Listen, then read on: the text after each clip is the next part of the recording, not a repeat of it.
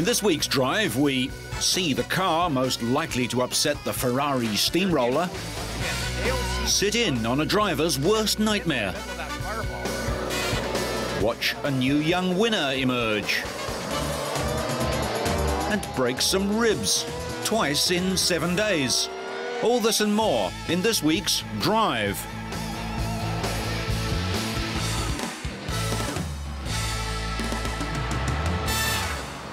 On the 26th of September, China will become the newest member of a very exclusive club. The 16th round of the Formula One season will take place in Shanghai for the first time. Many of the city's 16 million inhabitants might ignore the Formula One circus visiting Shanghai, but when the race itself is run, 200,000 spectators are expected to attend and millions more will be glued to their televisions. The top man of the track thinks it will give the Formula One world a taste of things to come. First of all, I believe Shanghai has built a world-class racetrack, and up to now, it is the best circuit in the world. And I think it has already been accepted as part of Formula One, and that will make a major contribution to the whole event. There's even a futuristic monorail service to bring the fans in from the airport. Using magnetic levitation technology, or maglev, this train can travel at 430 kilometers an hour, eclipsing even the fastest Formula One machines. The grandstands use lots of red and yellow. In Chinese culture, red symbolizes luck, while yellow implies power, two things that every racing driver needs. And the stands are built in the shape of lotus flowers, typically Chinese. They have a lot of medium fast corners, too slow corners, and I think it will be a challenge. And also, I think it's very hard to set up the car here because we have this long straight, and on the other hand, we have a lot of corners. So they need in the corners they need a lot of downforce, and on a long straight they need aerodynamic, and so we'll see. The track was officially opened in June, and with the Chinese public never having seen a Formula One car on a track before, what better introduction could there be than the Ferrari F2003 machine, the car that brought another world championship to Michael Schumacher and the Ferrari team. But this time the car was driven by retired Formula One driver Gerhard Berger, and the Austrian thinks everyone will be pleased at how the track has turned out. It's a very modern circuit. It's just every new circuit usually gets all the experience from the other circuit. So the last circuit is always the best. So it's a modern circuit, it's challenging, it's a great ambient here, so they're going to like to be here. Built at a cost of over $500 million, the state-of-the-art 5.5-kilometre track boasts the latest in safety and electronic monitoring. Race control will use 40 cameras to keep an eye on every centimetre of the track. Kimi Raikkonen recently visited McLaren's futuristic headquarters in southern England to thank the staff for his second place at the British Grand Prix. McLaren came back to form at their home race with a pole position for their new car, designated the 19B. Positive for all the team, everybody who's working, because finally we got some results after a very difficult start of the season. So it's only the second race for this new car 19B, so I think so we can definitely improve it and be even more stronger before the end of the season. So it's big thanks to everyone, and just hopefully we can still keep pushing hard and make even more progress. After severe problems with their earlier car, Raikkonen was looking forward to developing the new car and attempting to take as many points as possible from Ferrari. But a near-catastrophic failure of the rear wing at about 300 kilometers an hour sent Kimi into the wall in the German Grand Prix. The Finn wasn't hurt, but his bitter disappointment melted his reputation as the coolest character in Formula One. The Italian Ferrari team need just another 3 points to clinch the Constructors' Championship for 2004. The 19B is much stronger in all the areas. It's better under braking, and it has more horsepower on the engine, and it's more reliable. So I think so overall it's better package, and if it goes as well as the first few races, I think so we have definitely a good chance to win some races and catch up with on the points and Construction Championship. So that's the main goal, and we see what we can do. Do you want any of the other circuits while we're at it? I think I've got the data now on Shanghai, which could be quite useful. It's very useful, isn't it, information? A day later, Kimi and his Mercedes-McLaren teammate David Coulthard visited the factory at Untertürkheim near Stuttgart, where the engines which power their cars are built. Both were happy to pose next to the legendary Silver Arrow, but perhaps wishing the reliability and competitiveness that came with the old car had been with them in the modern-day version. Several other Mercedes-powered machines are in the museum, but it's the mighty Silver Arrow that has pride of place. We have some small improvements which we developed in the test after Silverstone, and we're hopeful that we can take a step forward. But of course, you can never know how much of a step forward your competition has made. The AMG tuning house was bought by Mercedes several years ago and specializes in creating high-performance and specially equipped versions of road-going Mercedes models. Raikkonen and Coulthard inspected some of the latest developments and even lent a hand to put one together before posing for photographs with the people who normally do so. Despite the wing failure, expectations are high among the Mercedes-McLaren family, and the more refined version of the car has been given the thumbs up by the men behind the wheel. Fresh from winning their 11th Grand Prix of the 2004 season, the German Grand Prix at Hockenheim, the Ferrari team and test driver Luca Badoer was still spending time testing new developments on the track in preparation for the rest of the season. The strategy of balancing the car's fuel load against its speed and the expected rate of tyre wear has become almost as important as the abilities of the driver. This was illustrated by Michael Schumacher being able to stay out of the pits for several laps longer than any of his rivals at Silverstone before his first stop on lap 15. This was just one of many advantages enjoyed by Ferrari, who have dominated the Formula One season, with Schumacher winning 11 of 12 races. The team worked hard on two fronts to give Michael a win on home soil at Hockenheim. While the championship leader and his teammate Rubens Barrichello were testing at the Spanish circuit of Jerez, test driver Badoer spent 4 days developing the car at Monza. Schumacher worked on the setup, tyres and aerodynamic components of the car, completing a total of 107 laps at Jerez. Only two drivers can still challenge Michael for the title, Rubens and the BAR driver Jenson Button. However, the likelihood of Rubens opposing his teammate is very slim, while Button would need to win all the remaining races and hope Schumi doesn't score more than 10 points. But given that the German has won 11 races so far this year, that seems unlikely. Schumi's latest win meant he equalled his own record for the most number of victories in one season, which he set in 2002. It was the 100th time that he'd started a race from the front row of the grid, and it also marked the 50th race that Schumi completed since last retiring as the result of either mechanical or technical failure. It's an amazing season for Ferrari. We are just past the mid-season, so we have still 7 races. Formula One, the situation is changing very fast, and you never know. We are working really hard every day to keep the small advantage that we have in the other team, and then we will see the end of the season. Back at Monza, the testing and development went on, and the team's unsung hero, Luca Badoer, at least gets a halfway decent company car. Maserati is also owned by Ferrari's parent, Fiat. Already, 17 drivers are racing for second place at best, with only the top 3 mathematically able to claim the title. It will be a brave punter who bet against a 7th world title for Michael.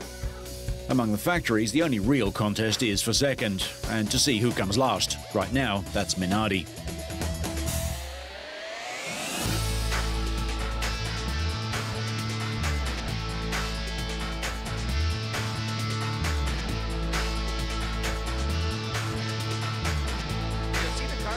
A fun weekend for NASCAR driver Dale Earnhardt Jr. nearly turned into tragedy when a crash during practice for an American Le Mans Series race turned his car into a fireball, leaving him hospitalized with burns on his face and legs. The accident came at the start of the 30-minute morning practice. Earnhardt lost control of his Chev Corvette, spun and slid backwards into a concrete barrier. The impact broke off the fuel filler neck, spraying petrol across the car and the ground before it ignited, turning the Corvette into a fireball. It was a total write-off. Earnhardt eventually got out of the car on his own as marshals dithered nearby. Remarkably, he only suffered second-degree burns on the insides of both legs and on his chin. Any crash involving an Earnhardt revives memories of the last lap crash at the 2001 Daytona 500 that killed his father, easily the most popular American driver of his era.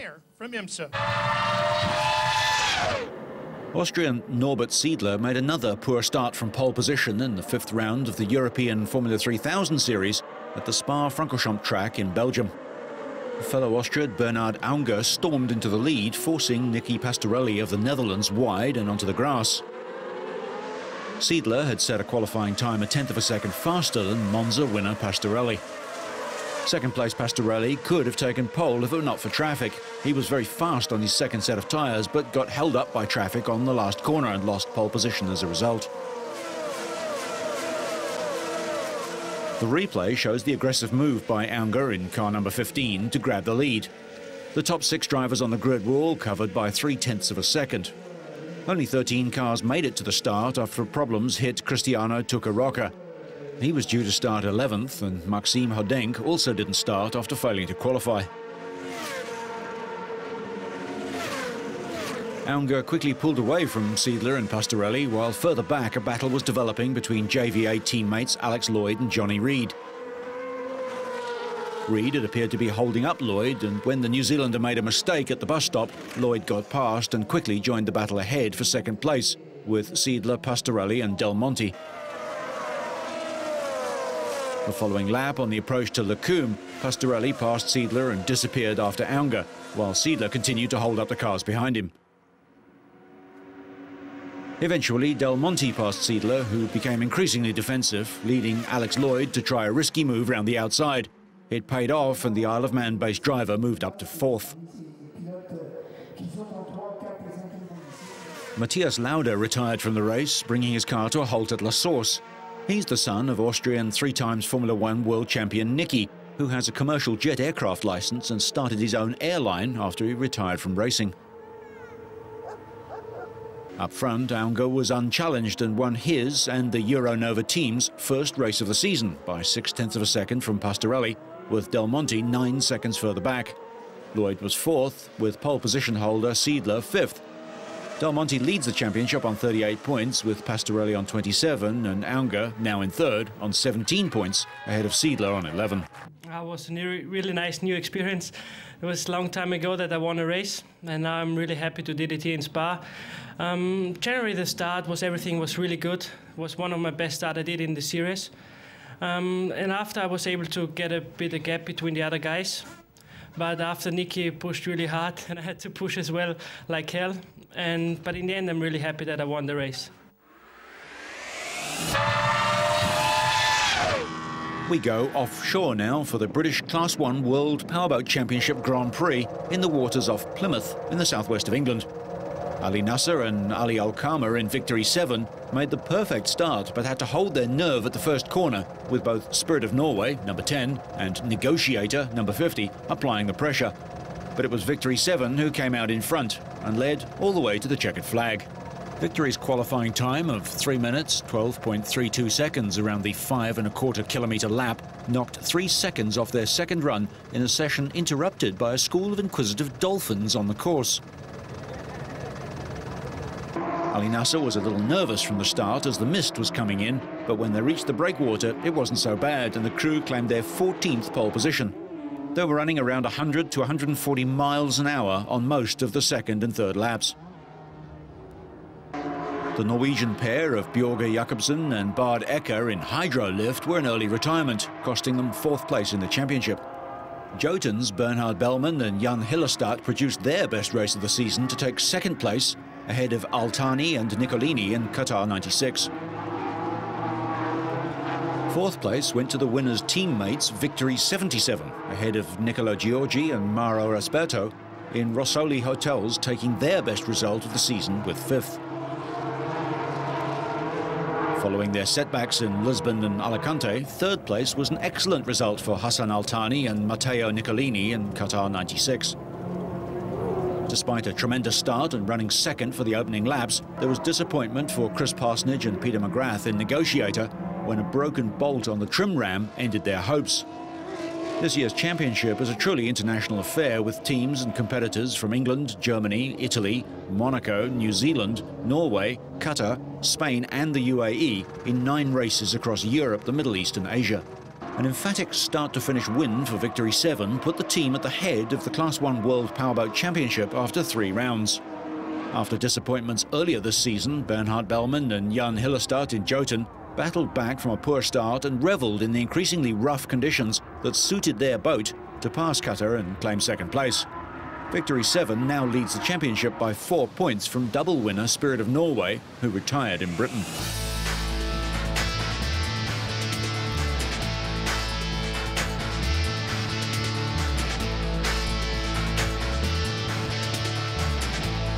Back on dry land, but still in Britain, World MotoGP champion Valentino Rossi took time out from preparations to attend a special event held in Leicester Square in London.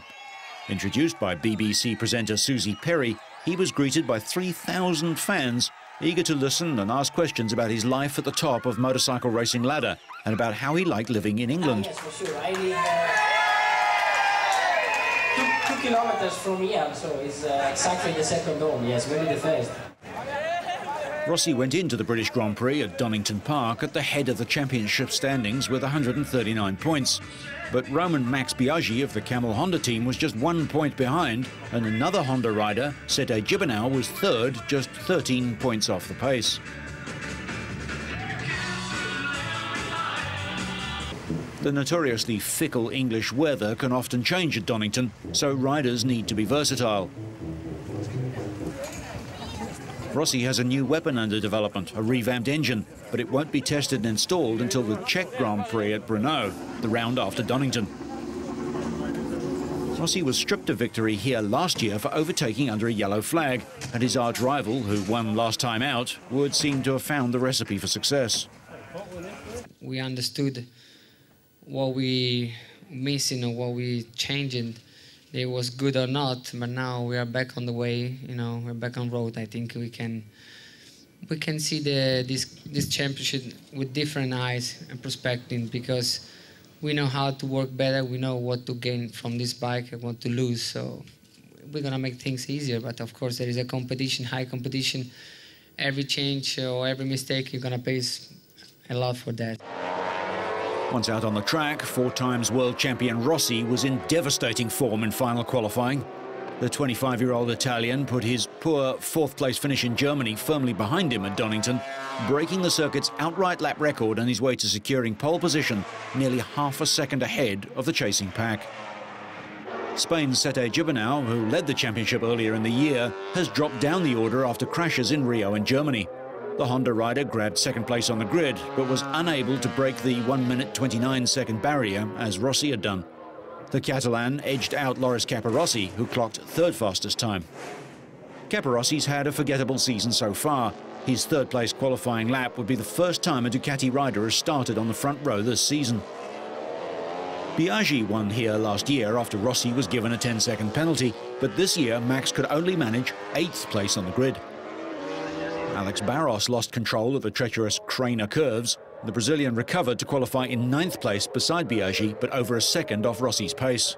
Maybe it's possible to make a little bit better because I make a small mistake in a corner with the gear. I put the 4th instead of the 3rd, but I lost a little bit. But anyway, we are in pole position. I'm very happy.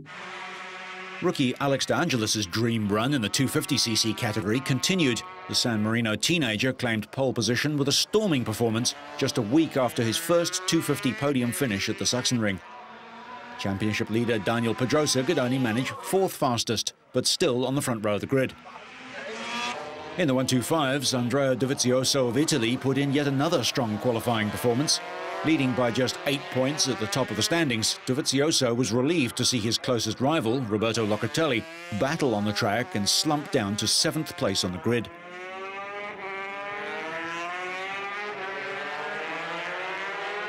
There was no relief, however, for Jordi Carcano, although the young Spanish rider suffered no serious injuries. Rossi had claimed pole position with a lap 2.3 seconds inside the lap record he posted during last year's race. But despite this, once the race started, Rossi was quickly passed by Loris Caparossi's Ducati and then Sete Gibernau and his Honda on the first lap of the race. By the start of the third lap, though, Rossi had reasserted his control, with Gibernau moving to second and Caparossi back to third. A rear-wheel slide nearly put Troy Bayliss and his Ducati down, but the Australian rider kept the bike upright and rejoined without losing a place. Norek Abe broke 2 ribs in a crash in Germany and then re-broke them here. Luckily, there's a 4-week summer holiday before the next race, so he can recover. His teammate, Marco Melandri, broke his thumb in practice. By the time he took the checkered flag, Rossi's advantage over former Superbike world champion Colin Edwards had been extended to almost 3 seconds, with Gibernau, a self-confessed struggler at Donington, and Colin's teammate finishing third. Nicky Hayden and Troy Bayliss were 4th and 5th, but Max Biaggi, who'd gone into the race second to Rossi by just 1 point in the overall championship, finished 12th. Rossi cruised to a 5th win of the season at Donington Park, where he had previously won 3 of the last 4 races in the Premier class. So I'm very happy. This victory is very important, and because today the bike worked very, very well, so I need to say thank you to Yamaha and to my team that make a fantastic work. Also Mission, because the tire go straight to the end, and now we are in front, and I'm very, very happy. Rossi is now 22 points clear in the title race, and Biaggi and Gibernau, who had both looked like title contenders at various points in the season, are neck and neck. Dani Pedrosa dominated the 250 race to take his 2nd win in a week. From 4th on the grid, the Spaniard grabbed the lead and gradually increased the gap over the pack. Aprilia riders Sebastian Porto and Randy Depunier completed the podium ahead of the pole starter Alex d'Angelis. Pedrosa, the reigning 125 world champion, now leads the 250 standings with 180 points after extending the gap over Depunier to 34 points. Porto remains 3rd, 52 adrift. In the 125s, Andrea Dovizioso extended his lead in the championship to 32 points over Roberto Locatelli after a dominant win. Dovizioso led the race from start to finish aboard his Honda, while the other title contenders, Locatelli and Hector Barbera, failed to make it to the checkered flag. Behind the runaway leader, there are several close fights for position down the order, with the ranking likely to change at every round. Next up is the Czech Grand Prix at Brno.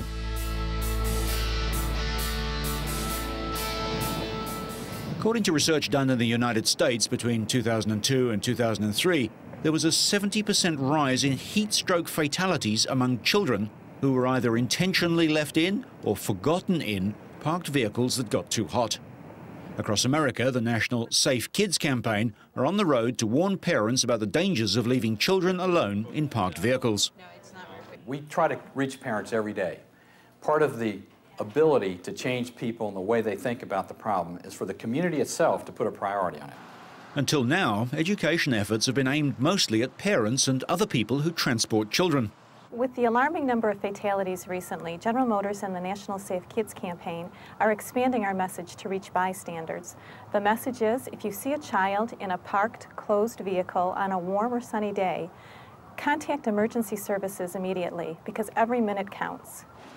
Most people will be unaware that a child's body temperature increases 3 to 5 times faster than an adult's, and their bodies are less able to dissipate the heat.